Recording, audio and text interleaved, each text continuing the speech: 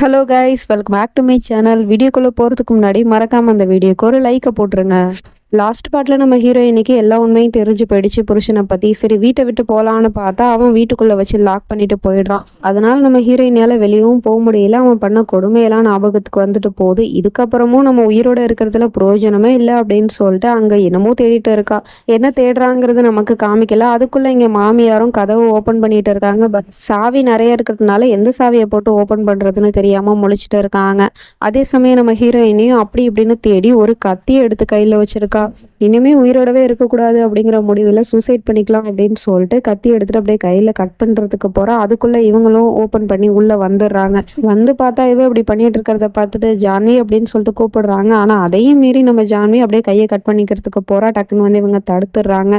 என்ன பண்ணிட்டு இருக்க நீ, எதுக்காக இப்படிலாம் பைத்தியம் மாதிரி பண்ணிட்டு இருக்க அப்படின்னு சொல்லிட்டு கேட்டா, என்னை விடுங்க, நான் சாகணும். இதுக்கப்புறம் நான் இந்த உலகத்துல இருந்து என்னத்தை நான் சாதிக்க போறேன்? எனக்குன்னு இப்ப யார் இருக்கா? என் குழந்தையுமே என்கிட்ட இருந்து அவன் பறிச்சிட்டான். அது மட்டும் இல்லாம என் குடும்பத்துக்கு எவ்வளவு கெட்டது பண்ணியிருக்கான். அப்பேற்பட்டவனோட வீட்டுல நான் எப்படி இருக்கிறது? இங்க இருந்து போகணும்னு நினைச்சாலும் என்னால முடியல. இதுக்கப்புறம் நான் இந்த உலகத்துல வாழ்ந்து என்னத்தை பெருசா சாதிக்க போறேன் அப்படிங்கிற மாதிரி சொல்லிட்டு அழுது புலம்பிட்டு இருக்கா. அவங்களும் சமாதானம் பண்ணிட்டு இருக்காங்க. இந்த மாதிரிலாம் பண்றது தப்புமா அப்படின்னு சொல்லிட்டு. நான் என்ன பண்றது, என்னோட மொத்த குடும்பமே அவனை கடவுளா நினைச்சு பார்த்துட்டு இருந்தாங்க. அவங்களுக்கு இவன் எப்பேற்பட்டவங்கிற உண்மை தெரிஞ்சிச்சுன்னா அவங்க உடஞ்சு போயிடுவாங்க. அந்த உண்மையை அவங்க கிட்ட சொல்றதுக்கான தைரியமும் என்கிட்ட இல்லை. அப்புறம் எதுக்காக நான் வாழணும் அப்படிங்கிற மாதிரி புலம்பிட்டு இருக்கா. உடனே இவங்க தான் சமாதானப்படுத்திட்டு இருக்காங்க. நடந்த எதுக்கும் உன்னோட தப்பு எதுவுமே இல்லை. அப்புறம் எதுக்காக நீ உன்னோட உயிரை வந்து கொடுக்கணும்னு நினைக்கிற? அது மட்டும் இல்லாம கடவுள் கொடுத்த உயிரை எடுக்கிறதுக்கு நாம யாரு அப்படிங்கிற மாதிரி கேட்டுட்டு, ஒரு வகையில உன்னோட இந்த நிலைமைக்கு நானும் தாமா காரணம் அப்படின்னு சொல்லிட்டு மன்னிப்பு கேட்டுட்டு இருக்காங்க. விராஜோட அம்மா இவங்க தாங்கிற உண்மையுமே சொல்லிட்டு அவகிட்ட மன்னிப்பு கேட்டுட்டு இருக்காங்க. அவளுக்கும் இது அதிர்ச்சியா தான் இருக்கு. இப்போ அப்படியே கட் பண்ணா இந்த டாக்டர் தான் காமிக்கிறாங்க. ரொம்ப நாள் கழிச்சு இந்த டாக்டர் பாட்டிக்கு ஃபோன் பண்ணி பேசுறதுக்கு ஃபோன் பண்ணிட்டு இருக்கு. பட் அந்த பக்கத்துல இருந்து பேத்தி தான் ஃபோன் எடுக்கிறா. பாட்டியோட பேரை கேட்டு டாக்டர் விசாரிக்கிறாங்க. அவங்க கிட்ட நான் பேசணும் அப்படின்னு சொல்லிட்டு. ஆனா அவங்க இப்ப பேசுற நிலைமையில இல்லை அப்படின்னு சொல்லிட்டு இவன் நடந்ததெல்லாம் சொல்லிட்டு இருக்கா. இதை கேட்டது இவங்களுக்கு ரொம்ப அதிர்ச்சியா இருக்குது. ஏன்னா பேத்தியை காப்பாற்றணும் அப்படிங்கிறதுக்காக தான் தாங்கிட்டே வந்து பேசினாங்க. இப்ப அவங்களே பேச முடியாத நிலைமையில இருக்காங்களே அப்படிங்கிற மாதிரி பார்த்துட்டு இருக்காங்க. ஆமா, நீங்க யாரு அப்படின்னு சொல்லிட்டு கேட்டா அதுக்கு இந்த டாக்டர் எதுவுமே சொல்லாம போனை கட் பண்ணிடுறாங்க. அதுக்கப்புறம் இவங்களுக்கும் யோசனை வருது, ஒருவேளை இந்த வேலையை பார்த்தது அந்த விராஜா இருக்குமோ அப்படிங்கிற மாதிரி சந்தேகப்படுறாங்க. எங்கே மருமகளுக்காக சாப்பாடு எடுத்துட்டு வந்து கொடுத்தா அவ சாப்பிடவே மாட்டேங்கிறா. திரும்ப திரும்ப அவ பழசெல்லாம் நினைச்சு பார்த்துட்டு தான் அழுதுட்டு இருக்கா. எப்படி இவளால மறக்க முடியும்? அவங்க தான் சமாதானம் பண்ணி சாப்பாடு ஊட்டி விட்டுட்டு இருக்காங்க.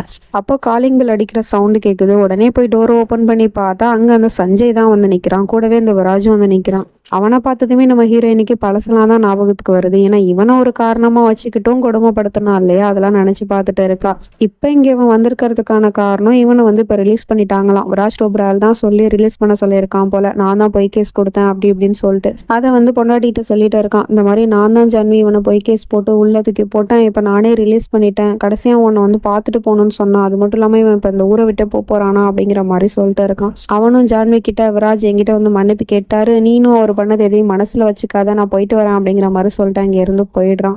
இதெல்லாம் இவன் எதுக்காக பண்றான்னு தெரியல. ஒருவேளை ஜான்விக்கு நம்பிக்கை வரணும் அப்படிங்கிறதுக்காக இதெல்லாம் பண்றானோ என்னமோ தெரியல. அதுக்கப்புறம் சரிம்மா, நீங்க இப்ப சாப்பாடு தானே கொடுத்துட்டு இருந்தீங்க, நீங்க அதை கண்டினியூ பண்ணுங்க அப்படிங்கிற மாதிரி சொல்லிட்டு இருக்கான்.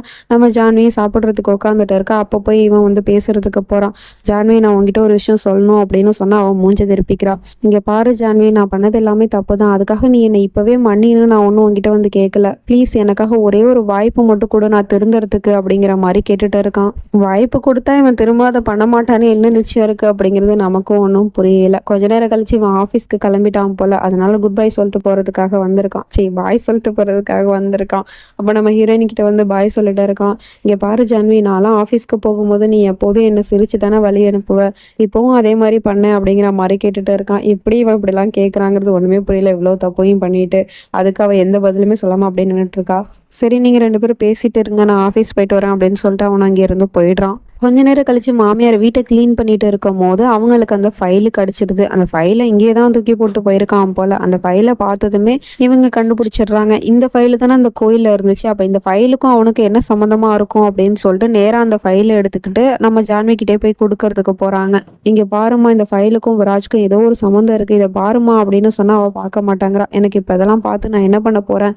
அதான் அவரை பத்தி எனக்கு எல்லாமே தெரிஞ்சு போயிடுச்சு. இனிமே புதுசா தெரிஞ்சுக்கிறதுக்கு என்ன இருக்கு அப்படிங்கிற மாதிரி சொல்லிட்டு இக்னோர் பண்ணிடுறா. ஆனால் இவங்க சும்மா விடுறதா இல்லை, திரும்பவும் போய் அந்த ஃபைலை காமிச்சு, சரிம்மா நீ இந்த ஃபைலை பார்க்க வேணாம், அட்லீஸ்ட் இதில் என்ன இருக்குன்னு எனக்காவது நீ படித்து சொல்ல, எனக்கு படிக்க தெரியாது அப்படிங்கிற மாதிரி சொல்லிட்டு அதை காமிச்சிட்டு இருக்காங்க.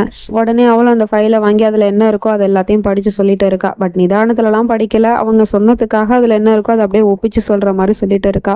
அப்படியே அந்த ஃபைலை பார்த்துட்டு இருக்கும் போது அதுலேருந்து ஒரு சீட்டு கீழே விழுகுது. அந்த சீட்டை எடுத்து பார்த்தா பாட்டி ஆல்ரெடி போய் மீட் பண்ணிச்சு இல்லையா, அந்த டாக்டரோட பேர், அட்ரஸ், நம்பருன்னு அதில் எல்லாமே எழுதியிருக்கு. அந்த ஃபைலில் எல்லாமே பழசாக இருக்குங்கும் போது இந்த பேப்பர் மட்டும் புதுசாக இருக்குது. ஏன்னா இந்த பேப்பரை தான் பாட்டி வந்து அந்த ஹாஸ்பிட்டல்லேருந்து வாங்கிட்டு வந்துச்சு அட்ரஸ் எழுதிக்கிட்டு. ஸோ அந்த பேப்பர் தான் இது. அதனால எனக்கு என்னமோ இந்த டாக்டரும் விராஜ் விஷயத்தில் சம்மந்தப்பட்டிருப்பாங்கன்னு தோணுது. நீ வேணா அவங்களுக்கு கால் பண்ணி கேளேன் அப்படிங்கிற மாதிரி சொல்லிட்டு இருக்காங்க. பட் கால் பண்ணுறதுக்கு இந்த வீட்டில் ஏது ஃபோனு, அதனால நேராக வாட்ச்மேனை பார்க்கறதுக்கு வந்துடுறாங்க. அவங்ககிட்ட போய் ஃபோனை கேட்டுட்டு இருக்காங்க. அவனுக்கு பயங்கர ஷாக்காக இருக்குது. என்ன கீதா நீ பேசுவியா அப்படின்னு சொல்லிட்டு கேட்டுட்டு இருக்கான். ஆமாம் நான் பேசுவேன், இத்தனை நாளாக நான் என் பையனுக்காக தான் ஊமையாக நடித்தேன், விராஜ் ரோப்ராலுக்காக அப்படின்னு சொன்னால், எனது விராஜ் சார் உங்களோட பையனா, சாரி மேடம் அப்படிங்கிற மாதிரி சொல்லிட்டு மரியாதை கொடுத்து பேசிகிட்டு இருக்கான். அவனோட மரியாதைலாம் எனக்கு இப்போ தேவையில்ல, உன்னோட ஃபோனை ஃபஸ்ட்டு கொடு அப்படின்னு சொல்லிட்டு கேட்டுட்டு இருக்காங்க. ஃபோன்லாம் நான் இப்போ கொடுக்க முடியாது, நான் அவசரமாக வெளியே போகணும் அப்படிங்கிற மாதிரி சொல்லிட்டு அந்த வாட்ச்மேன் அங்கே இருந்து போகிறான். அப்படி போகும்போது ஃபோனை பாக்கெட்டில் வைக்கிறாங்கிற பேரில் கீழே போட்டு போயிடுறான். அதை இவங்க கவனிச்சிடுறாங்க. அதுக்கப்புறம் அந்த ஃபோனை எடுத்துகிட்டு அவங்க அங்கேருந்து போயிடுறாங்க. அந்த வாட்ச்மேனும் தெரியாமல் ஒன்றும் ஃபோனை கீழே போட்டு போல, தெரிஞ்சே தான் போட்டு போயிருக்கான். டேரெக்டாக உதவி செஞ்சா இவன் மாட்டிப்பான் இல்லையா, அதனால தான் இப்படி மறைமுகமாக உதவி செய்கிறான். அந்த கடவுள் தான் அந்த விராஜ் கிட்டேருந்து என்ன காப்பாற்றணும் அப்படிங்கிற மாதிரி வர சொல்லிட்டு இருக்கான். இங்கே இந்த பையன் ஆஃபீஸில் ஒர்க் பண்ணிட்டு இருக்கும் போது அங்கே பியூன் வரான். அவன் வந்து காஃபி ரெடி பண்ணி கொடுக்கறதுக்காக பாலை ஊற்றிக்கிட்டு இருக்கான். அப்படி ஊற்றிட்டு இருக்கும் போது தெரியாமல் பால் கீழே ஊற்றிடுது. இவனுக்கு தான் இந்த ஓசிடி ப்ராப்ளம் இருக்கு இல்லையா, அதனால அதை பார்த்ததுமே எப்போதும் கோவம் தான் படுவான். பட் இந்த தடவை வித்தியாசமாக கோவப்படாமல் இட்ஸ் ஓகே பரவாயில்ல அதை தொட அப்படின்னு சொல்லிட்டு இருக்கான். அந்த பியூன் உடனே பயந்துக்கிட்டே சாரி சார் அப்படின்னு சொல்லிட்டு தொடச்சிட்டு இருக்கான். ஒன்றும் பிரச்சனை இல்லை தொட அப்படின்னு சொன்னதும் அவனும் தொடச்சிட்டு அங்கேருந்து போனா, ஒரு சொட்டு அங்கே மிச்சம் இருக்கு பாரு அப்படின்னு சொன்னதும் அதையும் தொடச்சிட்டு அங்கேருந்து போயிடலாம். என்னது அவனை எதுவுமே சொல்லாமல் அனுப்பி வச்சிட்டான். இந்நேரம் பியூன் பண்ண காரியத்துக்கு அவன் கையை உடைச்சாலும் ஆச்சரியப்படுறதுக்கு இல்லை. பட் இப்போ வந்து அப்படியே அமைதியாக சைலண்டாக இருக்கானே அப்படிங்கிற மாதிரி தான் இருக்குது. அதுக்கப்புறம் லேப்டாப்பை பார்த்துட்டு சொல்லிட்டே இருக்கான், பாத்தியா இப்போ அந்த பியூன் பண்ண காரியத்துக்கு எனக்கு கோவம் வந்திருக்கும், ஆனால் இப்போ பாரு நான் கோவத்தை அப்படியே அடக்கிக்கிட்டேன். எதுக்காக? உனக்காக தான் ஜான்வி, நான் இப்போ ஃபுல்லாக சேஞ்ச் ஆகிட்டேன், உனக்காக மட்டும்தான் அப்படிங்கிற மாதிரி சொல்லிட்டு இருக்கான். உண்மையை தான் சொல்கிறானா இல்லை பொய் சொல்கிறானா அப்படிங்கிற மாதிரி தான் இருக்குது. எங்கே இந்த டாக்டரும் விராஜோட வீட் நம்பர் என்ன அப்படின்னு தேடிட்டு இருக்காங்க. ஏன்னா ஜான்வி கிட்ட எல்லா விஷயத்தையும் சொல்லணும் அப்படிங்கிறதுக்காக. ஆனால் யதார்த்தமாக நம்ம ஹீரோயினே அவங்களுக்கு கால் பண்ணிடுறா. கால் பண்ணி டாக்டர் ராணாவான்னு கேட்டா, ஆமாம் நீங்கள் யாருன்னு கேட்டால் நான் ஜான்வின்னு சொல்கிறா. ஜான்வி டூபாயிலா அப்படின்னு சொல்லிட்டு இவங்க பதறத்தோடு கேட்டுட்டு இருக்காங்க. ஆமாம் என்னை பற்றி உங்களுக்கு எப்படி தெரியும் அப்படின்னு சொல்லிட்டு கேட்டால், உன்னை பற்றி எனக்கு தெரியுமா, கொஞ்ச நாளைக்கு முன்னாடி உன்னோட பாட்டி இங்கே வந்திருந்தாங்க அப்படிங்கிற மாதிரி சொல்லிட்டு இருக்காங்க. பாட்டியா அப்படின்னு சொல்லிட்டு இவளுக்கு பாட்டியை பற்றின ஞாபகம் தான் வருது. ஏன்னா பாட்டி இதுக்கு முன்னாடியே வார்ன் பண்ணிட்டு தான் இருந்துச்சு, விராஜுக்கு நல்லவன்ல கெட்டவன் அப்படி இப்படின்னு சொல்லிட்டு. பட் இவ தான் அதை நம்புறதுக்கு தயாரா இல்லை. என் புருஷன் உத்தமன் அப்படி இப்படின்னு சொல்லிட்டு நம்பிட்டு இருந்தா இல்லையா, அதுக்கு தான் இப்போ அனுபவிச்சுட்டு இருக்கா. அதெல்லாம் வந்து டாக்டர்கிட்ட சொல்லிட்டு வருத்தப்பட்டுட்டு இருக்கா. என்னோட பாட்டி என்கிட்ட எத்தனையோ தடவை வார்ன் பண்ணிட்டு தான் இருந்தாங்க, நான் தான் அவங்க பேச்சை கேட்காம போயிட்டேன். ஆனால் இப்போ பாருங்க என்னோட பாட்டியோட நிலைமையே ரொம்ப மோசமாக இருக்குது அப்படிங்கிற மாதிரி சொல்லிட்டு அழுதுட்டு இருக்கா. அவங்களும் எல்லா உண்மையும் சொல்லிட்டு இருக்காங்க. பட் எல்லாத்தையும் சொன்னாங்களா அப்படிங்கிறது நமக்கு தெரியல. ஜஸ்ட் வாய்ஸ் கேட்காம சொல்றதை மட்டும் தான் காமிக்கிறாங்க. அவனோட மென்டல் ஹெல்த் ரொம்பவே மோசமா இருக்கு அப்படிங்கிற மாதிரி சொல்லிட்டு இருக்காங்க. அதுதான் அவளுக்கு தெரிஞ்ச விஷயமாச்சு. இது எனக்கு தெரியும், புதுசா ஏதாவது இருந்தா சொல்லுங்க அப்படிங்கிற மாதிரி சொல்லிட்டு இருக்கா. இங்க பாரு ஜான்வி அப்படின்னு சொல்லிட்டு எல்லா உண்மையும் சொல்லிட்டு இருக்காங்க. அதுக்குள்ள இவன் இங்க கேமரால எல்லாத்தையுமே பார்த்துடுறான். இப்படி ஜான்விக்கு பேசிக்கிட்டு இருக்கிறது, அப்புறம் அவ கையில ஃபைல் இருக்கிறதுன்னு எல்லாமே தெரிஞ்சு போயிடுது.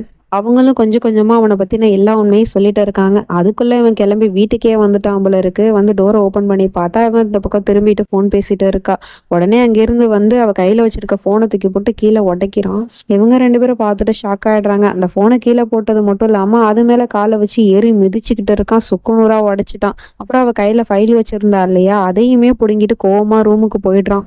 நான் பழச மறக்கணும்னு நினச்சா நீ என்னோட கடந்த காலத்தை ஏன் தோண்டி எடுக்கிற அப்படிங்கிற மாதிரி கோவப்பட்டுட்டு தான் அப்படிலாம் ரியாக்ட் பண்ணிட்டு போயிட்டு இருக்கான். நம்ம ஜான்விக்கு எதுவுமே புரியல. ஃபர்ஸ்ட் டாக்டர் இவகிட்ட எல்லா விஷயத்தையும் சொன்னாங்களா அப்படிங்கிறதே தெரியல. அதுவே டவுட்டா தான் இருக்கு. என்ன ஏதுன்னு வெயிட் பண்ணி தான் பார்க்கணும். நெக்ஸ்ட் பார்ட்ல சந்திக்கிறேன். அது வரைக்கும் பை ஃப்ரெண்ட்ஸ்.